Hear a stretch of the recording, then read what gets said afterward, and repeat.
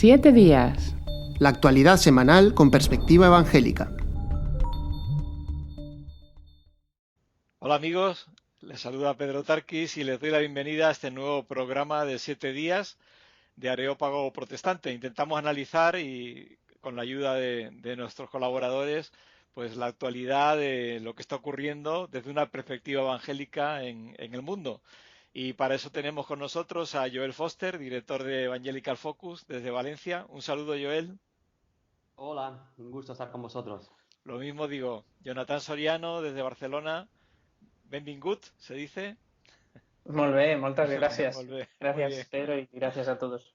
Muchas gracias. Y Daniel Ofcan desde Galicia, cerca de Vigo, que está hoy fundamentalmente al mando de la técnica, que es quien controla realmente este programa. Bienvenido y muchas gracias, Daniel. Gracias, Pedro. Un saludo a todos los que ya nos están viendo por Facebook. Ya aprovechamos para saludarles y decirles que si quieren interactuar con nosotros, allí estaremos también pendientes de los comentarios y de poder recoger las preguntas, los comentarios que los espectadores puedan tener, todos los que nos están siguiendo. Gracias por la oportunidad que nos dan de estar en este programa con ellos una vez más. Sí, entre tema y tema, Daniel nos introducirá y comentará lo que quienes están participando también van aportando o preguntando. Vamos a empezar con un tema que es de intensa actualidad porque está ocurriendo ahora mismo y es una pequeña tragedia o gran tragedia, y es el incendio que está ocurriendo en el campo de refugiados de Moria, en la isla griega de Lesbos, que ha ocurrido a lo largo de la madrugada de este miércoles. Y de todo esto está muy encima de la actualidad Jonathan Soriano, que nos va a contar qué es lo que está pasando. Pues sí, Pedro, como dices, la noticia del día, este miércoles es este incendio tan masivo, tan grande, que ha quemado el campo de refugiados de Moria, en la isla griega de Lesbos, a lo largo de la madrugada, entre este martes y este miércoles. El campamento aglutinaba a más de 13.000 personas, todas ellas han sido evacuadas y según las fuentes oficiales, según el gobierno, no ha habido ninguna víctima mortal. Desde Protestante Digital hemos podido hablar esta misma mañana con el coordinador de la ONG evangélica española, Remar, allí en Grecia, Pablo Fernández, y él nos ha explicado que todavía es muy pronto para conocer al detalle todas las consecuencias del incendio y todo lo que ha pasado, pero que es verdad que ha sido muy grande y que incluso ha quemado hasta esta misma mañana. Ellos están allí trabajando en el campo, tenían una carpa. De hecho, tenían una carpa que nos ha contado Pablo que acababan de reformar. Hacía prácticamente un mes habían puesto toda la instalación nueva y de todo eso ya no queda nada. Dice que todo ha sido arrasado, todo tipo de carpas, tiendas, instalaciones que tenían las ONGs, pero también los contenedores prefabricados en los que servían de casa para los refugiados y los migrantes que estaban viviendo allí en el campo. Ellos, como decía, tienen ahí una carpa, pero también trabajan repartiendo alimentos y repartiendo bienes de primera necesidad entre las personas que viven en el campo. Esta misma mañana también, a pesar de todo lo que ha pasado a lo largo de la noche, han salido otra vez con la furgoneta a repartir el desayuno. Y Pablo nos contaba que todas las personas, las 13.000 personas, están ahora mismo hacinadas en la carretera que está junto al campo, la carretera que va del campo al pueblo más cercano. Entonces podemos imaginarnos la imagen de tantos miles de personas, digámoslo así, esperando, vagando en los arcenes de esa carretera, que por cierto es una carretera pequeña, es como si fuese una carretera comarcal de aquí en España. Y siguen allí esperando a que el gobierno y las autoridades busquen una solución temporal para su situación. El incendio se ha provocado en diferentes focos simultáneos. Todas las fuentes en el terreno coinciden en que se trata de un incendio provocado y la teoría más común, la que también nos explicaba Pablo, es que se ha originado después de un enfrentamiento entre propios residentes del campo. El problema es que en Moria hace unos días se detectó el primer caso de coronavirus y desde entonces el gobierno griego ha decretado un confinamiento muy duro, ha cerrado el campo. A esto nos explicaba Pablo que en el resto de la isla hay un total de 120 casos positivos más o menos, pero que los bares, los restaurantes siguen abiertos y en cierto sentido las localidades, los pueblos siguen haciendo vida normal dentro de todas las medidas de seguridad que podemos compartir con nosotros, por ejemplo. Pero en el campo de refugiados el confinamiento, por decirlo así, era mucho más severo y se había cerrado y esto había provocado malestar en la gran mayoría de residentes que se encontraban allí.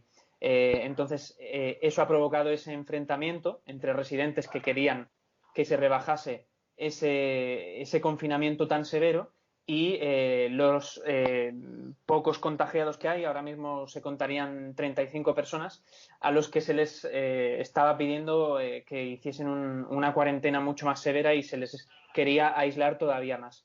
No se sabe exactamente cómo ha transcurrido ese confrontamiento, pero parece que esa sería la causa del incendio. También hay que decir que es a lo que apuntan muchas otras ONGs, entre ellas también GAIN. Hemos hablado con GAIN, otra ONG cristiana que colabora con Eurorelief, que está allí, también tiene presencia en el campo, y ellos decían que el confinamiento al que se ha sometido a 13.000 personas es un confinamiento muy severo y no se ha hecho con las condiciones con las que prácticamente el resto de la población en el mundo hemos podido confinarnos, ¿no? Prácticamente no tenían acceso a agua, unas instalaciones sociosanitarias malas, precarias y en algunos casos inexistentes, y familias hacinadas en una misma carpa. Entonces podemos imaginarnos lo difícil que ha sido ese confinamiento y también toda la tensión y toda la presión que ha generado eso. Además de todo ello, Pablo nos comentaba que la solución a corto plazo parece ser un nuevo reasentamiento sobre lo que queda de Moria, sobre las cenizas de Moria, por decirlo de alguna manera. Entonces él también nos hablaba, nos transmitía lo duro que va a ser esa nueva realidad de volver al campo de Moria sin las pocas instalaciones que ya había antes, ahora todas calcinadas. De momento el gobierno griego lo que ha propuesto es trasladar a todos esos miles de personas de forma temporal a una playa cercana, pero las ONGs que están trabajando en el terreno piden que realmente se acabe Moria y que esto pueda servir para crear diferentes asentamientos mucho más pequeños y que se puedan separar también a las personas por familias o diferentes colectivos. Pablo nos decía que él piensa que lo más probable es que todas esas personas tengan que volver a Moria a corto plazo, y él opta por una solución que considera más realista. Nos explicaba que es dejar Moria, que ahora mismo se encuentra en una especie de montículo y allí es muy difícil que lleguen maquinarias pesadas para poder adaptar instalaciones de gran calibre, y buscar un nuevo asentamiento en la isla que sea más accesible para poder trabajar, para que puedan acceder máquinas de construcción y de obra y poder establecer unas instalaciones que cumplan con unos mínimos de garantía y de calidad. Antes que nada, entendemos que de las ONGs evangélicas que son Remar y Gain, vinculada a Ágape, que trabaja bajo el paraguas de Relief, no ha habido ninguna pérdida personal, ¿no? Que esto es importante. Exacto.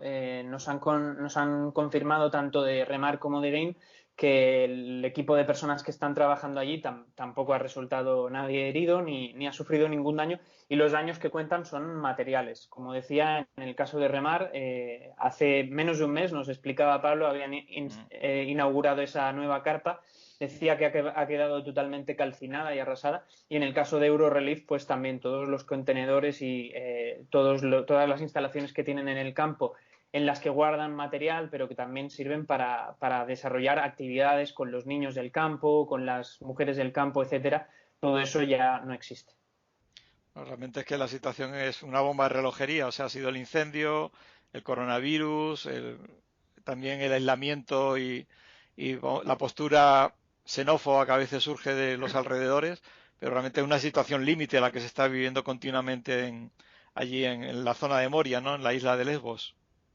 Sí, ahora que comentabas también la cuestión de la postura xenófoba, todavía más presión añade el hecho de que, por ejemplo, cuando los bomberos y los equipos de emergencia han intentado acceder a la zona para apagar el fuego, vecinos de la zona, autóctonos de la isla, les han bloqueado el paso temporalmente. Los bomberos y los equipos de emergencia han tenido que luchar, por decirlo de alguna manera, no violentamente, pero sí que han tenido que contender con esos vecinos que no querían que accediese. Y es que esta situación ya viene desde hace meses. Hay una parte de los vecinos de Lesbos que no quieren que haya refugiados, no quieren que haya migrantes en la isla, y eso ha generado enfrentamientos. También en los últimos meses hemos visto grupos de carácter xenófobo, incluso agredir a voluntarios de ONGs que están trabajando en el terreno, y también pues llevar a cabo su campaña de presión para que lugares como Moria y otros campos de refugiados que hay en la isla también dejen de existir.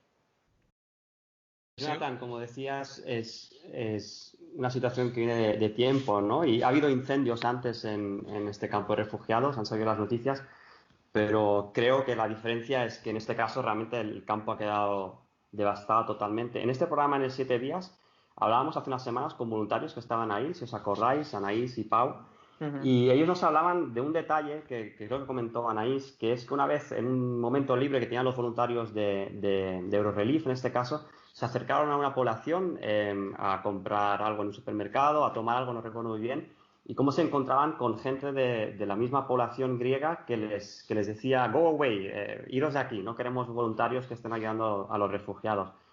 Realmente es una situación muy complicada porque es una isla, ¿no? Pequeña, donde se amontonan miles de personas en condiciones muy difíciles, y después donde hay residentes y donde no se han dado soluciones ni por parte del gobierno griego, por lo menos no soluciones que funcionen, ni por parte de la Unión Europea. Entonces mi pregunta para ti, Jonathan, tú también que has estado en ese campo. Una de las soluciones que proponía el responsable de Remar era de encontrar otro espacio en la isla que sea más llano, donde se puedan construir con máquinas y se pueda hacer un asentamiento reformado, ¿no? Nuevo, de más calidad. Pero, ¿qué más se puede hacer para ayudar a Grecia a dejar de tener esta presión tan fuerte que llevan años, como lo ha tenido Italia en el pasado también? Sí, si me Sí, permite, verdad, añado lo de Joel. Esto es una situación que parece que al final es que cada palo aguante su vela. Es decir, que la Unión Europea te ha tocado a Grecia sin justificar la actitud de Grecia o de los vecinos de Moria, pero querría ver qué población española o de otro país europeo, si tuviera 13.000 inmigrantes, cómo reaccionaría, ¿no? Al lado. Entonces, quizás es un problema que también hay un cierto egoísmo del conjunto, egoísmo e indiferencia del conjunto de la Unión Europea. Lo digo añadiendo a la pregunta de Joel. sí, sí, gracias por la puntualización también, Pedro, porque la verdad es que no es fácil estar en el lugar en el que está Grecia ahora mismo. Son decisiones muy importantes las que tiene que tomar el gobierno de ese país, y que conciernen a la vida no solamente ya de su propia población, sino también a la vida de miles de personas que han ido llegando en los últimos años, y que también requieren un trato de dignidad pues igual que cualquier otra persona, ¿no? En el caso de lo que preguntabas, Joel, es verdad, cuando yo estuve no se percibía todavía ese ambiente de crispación por parte de la población autóctona, porque yo estuve en 2016 y entonces, en 2017, justo un año antes había habido un incendio también grande, había quemado instalaciones, de hecho había afectado también a las instalaciones de Remar, pero ni mucho menos como ahora. Pablo nos decía que es verdad que ha habido incendios graves, pero cuando hablaba del incendio de esta madrugada decía que todo ha quedado arrasado, y la verdad es que las fotografías muestran un campo totalmente de escombros, muestran como si fuese una especie de cementerio o un campo de batalla. Pero como decía, en 2017 no se percibía ese ambiente de crispación entre los autóctonos de Lesbos, porque en el campo había 3.000 personas. Ahora estamos hablando de que hay más de 13.000, y en el pasado han llegado a haber incluso 20.000 o más, ¿no? Es muy difícil también contabilizarlas. Entonces, la propuesta que hace Pablo, yo entiendo que es realista, porque él está sobre el terreno y él trabaja esa situación, pero yo creo que la solución, no la solución global, no la solución total, sino una parte de la solución pasa por dividir. Moria ha ido aumentando su población, se ha ido superpoblando, y la sensación que ha transmitido ha sido la de descontrol, ha sido la de que nadie podía frenar eso y que podía seguir creciendo sin que nadie hiciese nada.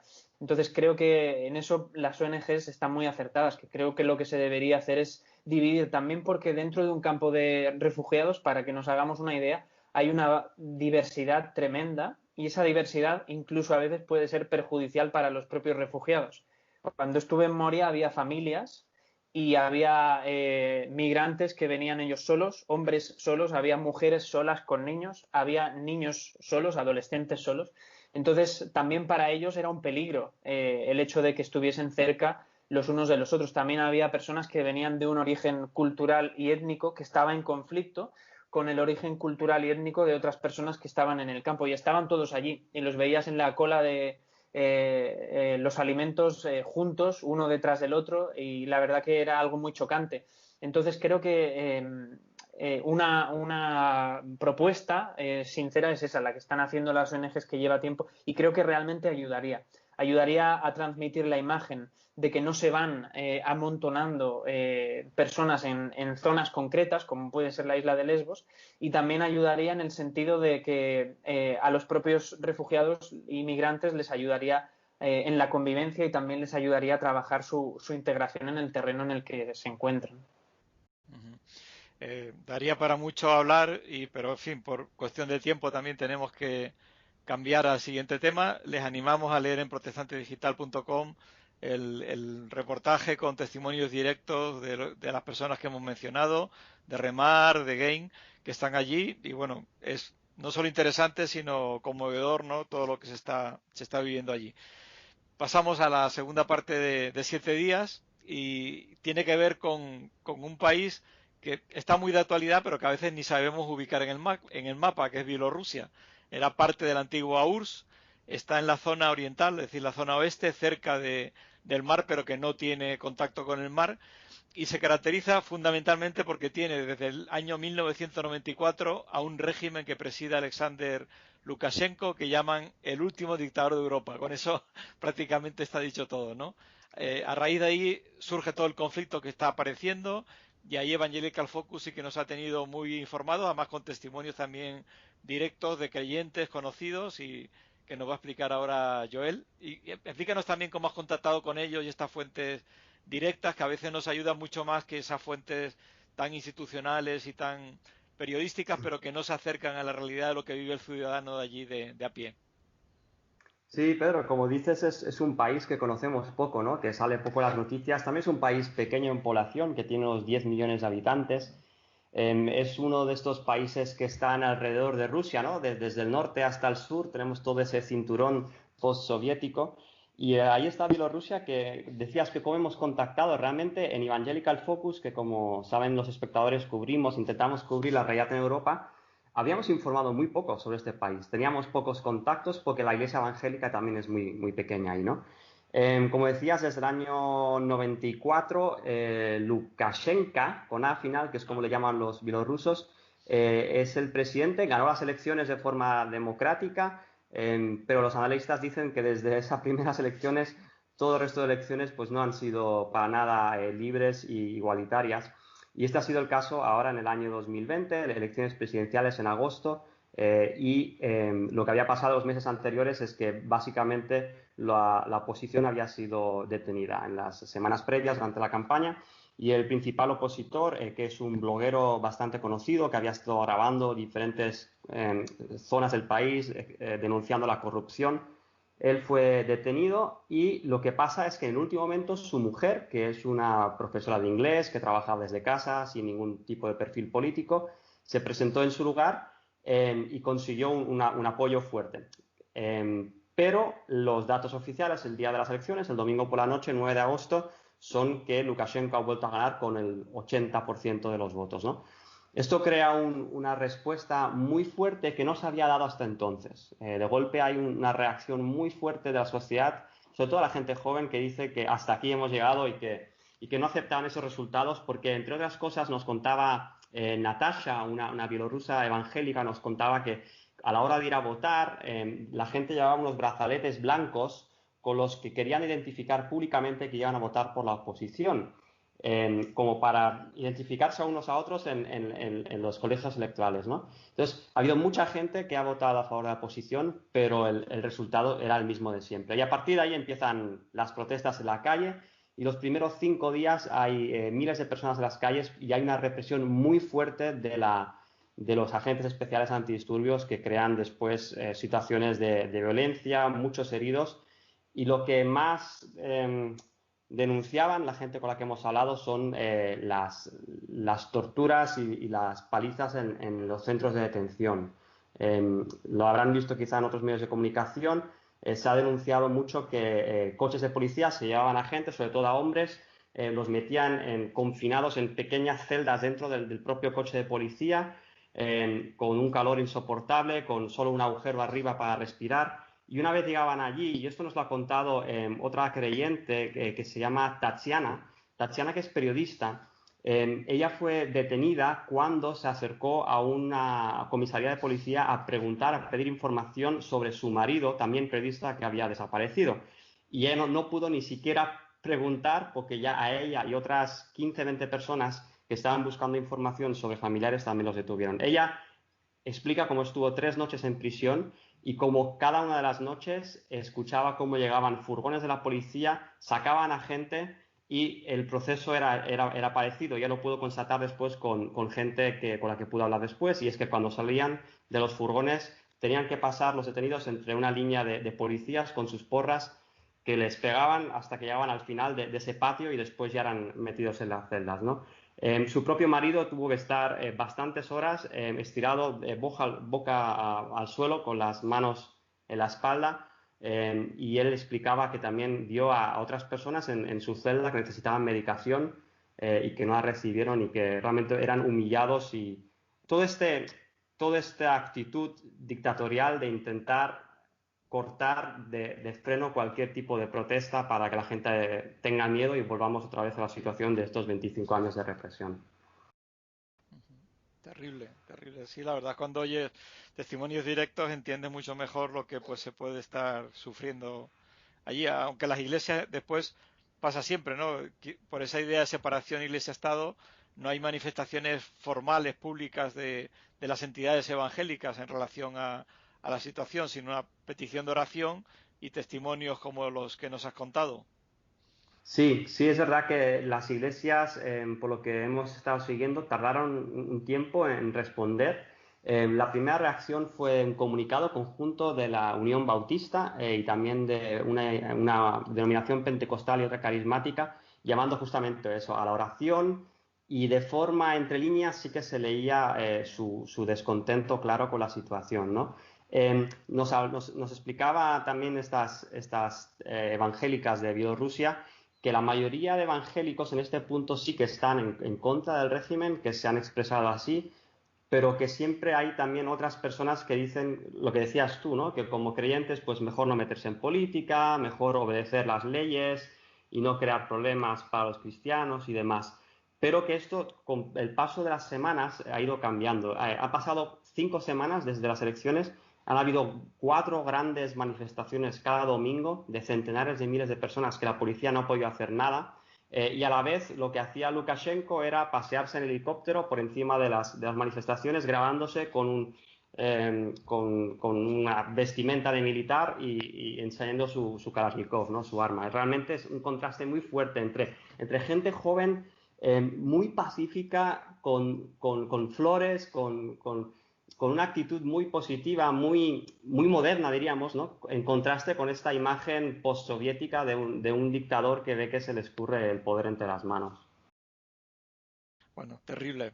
Me recuerda también el opositor en Rusia de Putin que ha sido envenenado, ¿no? También son situaciones que llaman la atención y que hacen pensar hasta qué punto hay un control de poderes, ¿no? Dentro de estos gobiernos tan totalitarios. Antes de intentar meter el último tema, que sería el de las escuelas aquí en España, como han abierto, sobre todo directores y profesores evangélicos, no sé, Daniel, si tienes de los comentarios que ha habido algo que responder o algo interesante que hayan aportado quienes nos están siguiendo. Pues estamos contentos de que estamos una vez más en directo y ya saben que a veces cometemos errores de producción. Hemos tenido un pequeño fallo con el audio durante unos minutos, pero lo hemos solucionado. Yo creo que cada semana conseguimos tener menos problemas, así que vamos progresando Bueno, poco a poco. Y nada, estamos preguntando a la gente de dónde nos están viendo y les animamos a seguir participando allí en el chat. Y también si tienen preguntas, por supuesto, estaremos dispuestos a poder comentarlas o intentar contestarlas dentro de nuestras posibilidades. Yo quería preguntarte, antes de saltar al tema último, sobre el tema de Bielorrusia. Hay como una especie de situación de espera de que algo vaya a cambiar por parte de la población, pero por otra parte, no ha habido tampoco un ruido internacional tan fuerte como el que se podía suponer. Es decir, sí ha habido algunas manifestaciones, alguna expresión política del Parlamento Europeo, pero no sé si la cosa realmente ha ido a más o se va a quedar ahí y nos olvidaremos de esto dentro de unas semanas. No sé qué sensación tienes tú. Por lo menos a mí me da esa sensación de que parece que como ya hace 2 semanas que ha pasado y parece que no va a pasar inmediatamente nada, como que la cosa se va a quedar así. Sí, sí, los primeros días lo que hubo la Unión Europea dijo es que pondría sanciones a las personas del rango más alto del gobierno, ¿no? En el sentido de que no dejar salir a ministros del gobierno de Bielorrusia, no permitirles enviar a sus hijos a las escuelas que a lo mejor tienen en Londres o en otros sitios, poner presión sobre la gente que toma las decisiones. Pero es verdad que parece que se ha frenado esto. A mí me recuerda un poco el caso de Venezuela. La Unión Europea, enseguida, los países de Europa dijeron que reconocían a la oposición, ¿no? Y después, de golpe, la cosa se paró y como que se frenó la cosa. Por otro lado, una de las cosas que no ayuda es que Rusia, aunque al principio parecía que quería distanciarse, también ha dicho públicamente que si Lukashenko lo pide, ellos van a intervenir de una forma u otra. Y esto suena a invasión, no invasión, sino consentida, ¿no? De los militares o incluso, pues, Rusia, Putin estaría quizá pensando en un sucesor de Lukashenko a quien pueda controlar desde fuera también. La situación es difícil, pero sí que hablando con las personas con las que hemos hablado, tienen muchísima esperanza, creen que la propia sociedad de Bielorrusia, después de tantos años de no tener libertades, ha aprendido a cómo luchar, no solo a través de un representante político o dos, sino como sociedad, como grupos pequeños en redes sociales, por barrios. Y sí que hay una esperanza y los cristianos con los que hablábamos nos pedían oración, nos pedían también que habláramos con las embajadas de nuestros países en Bielorrusia y que pudiera haber presión por ese sentido. Y ellos sí que eran estaban muy convencidos de que no hay vuelta atrás. Y eso es lo que la mayoría pues esperamos viendo esta situación, ¿no? Pues pasamos al tercer tema. Tendremos poco tiempo, pero yo creo que es muy interesante en el sentido de que España está ahora mismo envuelta en la vuelta de los niños al colegio y esto afecta a colegios evangélicos y también a personas evangélicas que son profesores o incluso directores de colegios que están viviendo muy de cerca todo lo que está pasando y que es una situación de locura, convulsa y por el ajetreo que ya normalmente es una vuelta al colegio a la que se superpone la situación del coronavirus, el miedo de los padres, el contagio, etcétera, que ha hecho un reportaje muy bueno Protestante Digital. Adelante, Daniel. Bueno, pues sí, hemos estado hablando con algunos docentes, con algunos profesores y hemos invitado a 3 docentes evangélicos a explicarnos cómo veían ellos la situación y la verdad es que lo ven bastante mal. Ninguno de los 3 se expresaba con demasiada alegría ante lo que un poco se les viene encima porque realmente los 3 han denunciado que no han tenido apoyo suficiente de la Administración, que no ha habido unos planes claros que les ayudaran a ejecutar unos protocolos o algún tipo de estrategia unificada que les diera cierta seguridad.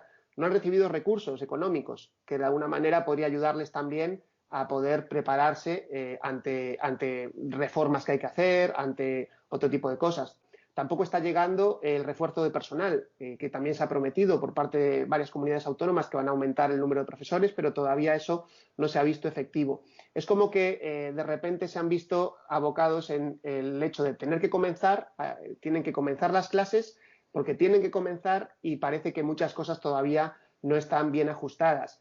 Y bueno, evidentemente mucho va a depender de la prudencia y del ejercicio prudente que pueda hacer cada persona, como estamos viendo a lo largo de la pandemia, pero no se le puede poner tampoco una exigencia igual a niños que adultos. Es muy difícil pues el tema de las distancias sociales, el tema de la misma higiene, en fin. Y luego, además, los problemas que puede acarrear el hecho de que haya semanas en las que haya colegios que quizá cierren un aula o cierren todo el colegio cuando se den un número de contagios. Hay todavía muchas dudas sobre cómo se va a llevar a cabo eso, cómo se van a enfrentar esas situaciones. Todo eso, claro, les ha generado a los docentes con los que hemos hablado. Uno es de Galicia, Miriam Marea, que es directora de un centro infantil. Otro era Rubén Lujilde, que es jefe de estudios en un centro de secundaria en Salamanca. Y también hemos hablado con José María de Rus, que es director de un colegio en Los Arrayanes. Y claro, realmente en Andalucía vemos que todos ellos pues veían con preocupación y a la vez se han mostrado pues convencidos de que con la ayuda de Dios también ellos tienen algo en lo que poder agarrarse, ¿no? Al final del reportaje ellos mencionaban la importancia para ellos de la fe, la importancia que tiene saber que Dios tiene control sobre todas las cosas, saber que hay iglesias, saber que hay hermanos que están orando por ellos, que les están apoyando, y creo que bueno, es el momento de hacerlo, ¿no? Como iglesias ahora mismo yo estoy convencido de que las iglesias evangélicas en España, motivo casi número 1 de oración esta semana debe ser el tema de los niños y el regreso al colegio. Y bueno, vamos a ver cómo se va dando. Ahí ya han comenzado las clases en algunas comunidades, se van a ir sumando. Aquí en Galicia, por ejemplo, comienzan entre el jueves y el viernes. Así que vamos a ver cómo afrontamos esta nueva situación también como sociedad. Sí, yo quería aportar una opinión muy personal mía, pero hay gente que tiene mucho miedo, ¿no? Desde luego, hay inseguridad, en el sentido que no hay ninguna seguridad absoluta de que alguien lleve a sus niños al colegio y no se vaya a contagiar.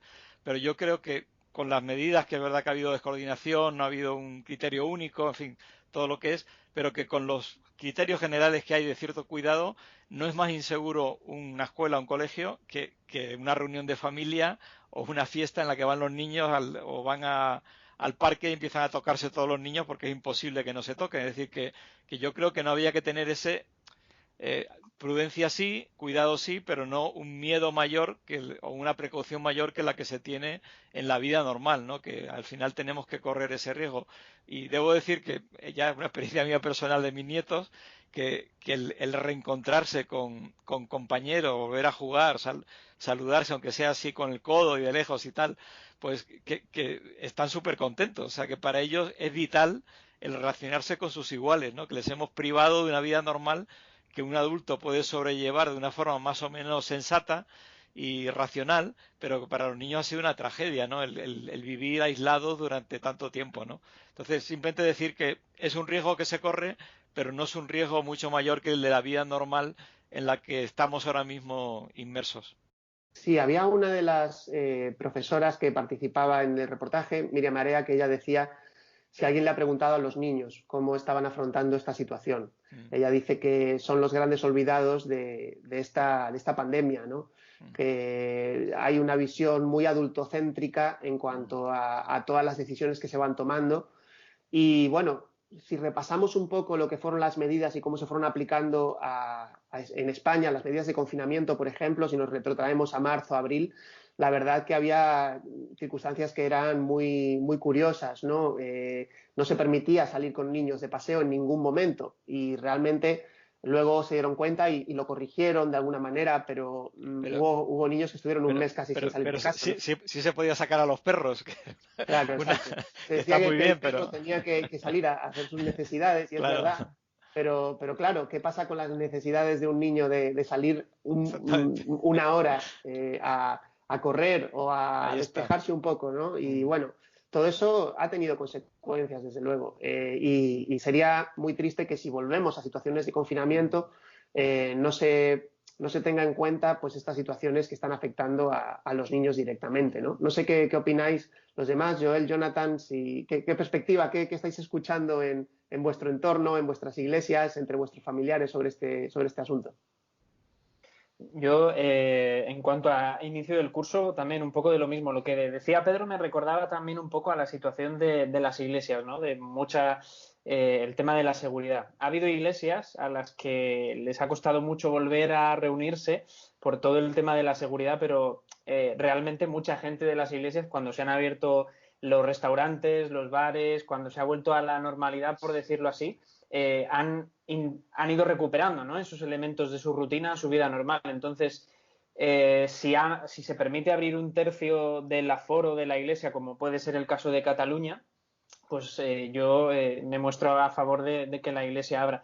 Respeto todas las opiniones, por supuesto, pero lo que estabas diciendo, ¿no?, en cuanto a no tener miedo, en cuanto a no hacer según qué asociaciones, me recordaba eso también, a la situación de muchas iglesias y esa interpretación de quizás decir no nos vamos a reunir por seguridad, pero al final la vida a tu lado va avanzando y vas incorporando otros elementos de la rutina en los que tienes que participar sí o sí, ¿no? Como puede ser volver al trabajo presencial o encontrarte con la familia.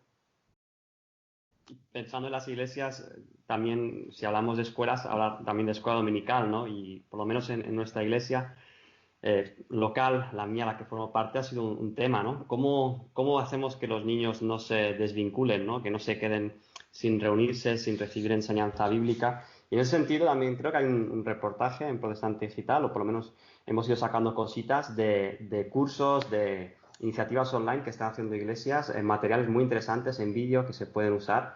Es decir, es un momento, y esto ya para otro programa quizá, ¿no? Pero es un momento para repensar muchas cosas de la iglesia y está habiendo una reflexión en muchas ciudades, en muchas iglesias de hacia dónde vamos en esta nueva situación y cómo no dejar fuera de lo que es la iglesia a los niños, ¿no? Uh-huh. Pues nada, cerramos aquí porque hemos pasado ya un poco incluso el tiempo estipulado. Agradecemos a todos aquellos que nos han seguido, también en especial a Daniel Ofcan, Joel Foster, Jonathan Soriano por estar aquí acompañándonos y esperamos vernos la semana que viene, en 7 días, justo aquí en este programa. Se despide de ustedes Pedro Tarquis en Areópago Protestante. Que Dios les bendiga, les cuide y les guíe en todas las cosas.